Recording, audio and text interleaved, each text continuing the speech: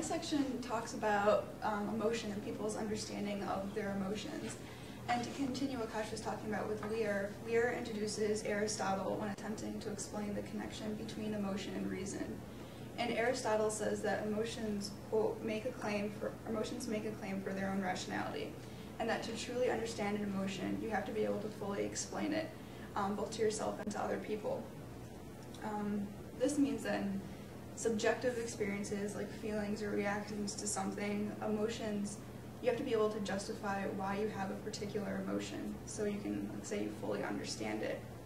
And both Aristotle and Castelli throughout this this section see emotion and reason as being completely linked to one another. That first you have to have that archaic emotion, the incipient emotion, and then you have to work through it to fully understand what it is.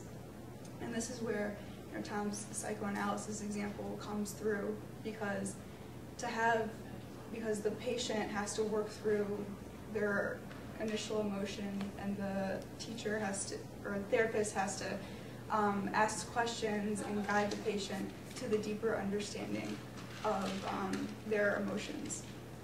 And I was thinking about how that's a really kind of vague topic that it's harder for us to relate to as college students right now.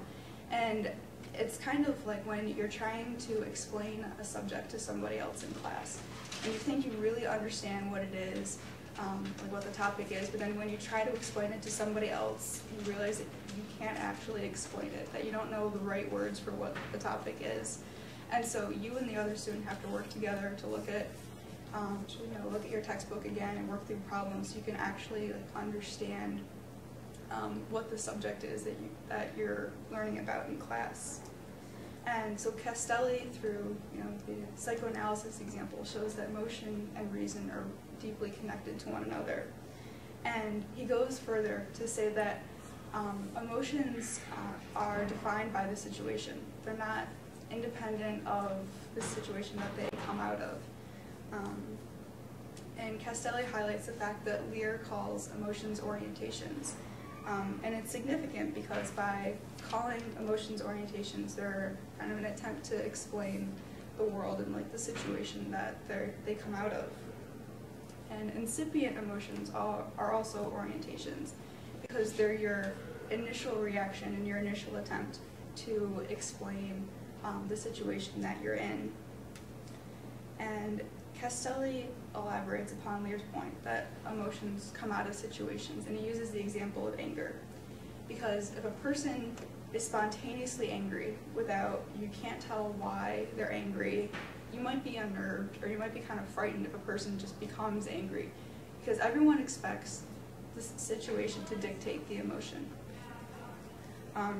So when a person is just spontaneously angry, you're kind of confused. And then emotions are also triggered by past experiences, because you're conditioned through things you've learned in the past to know what the appropriate response is going to be for your situation. And so in conclusion, emotion and reason are deeply connected, and that emotions arise out of the situation that they're from.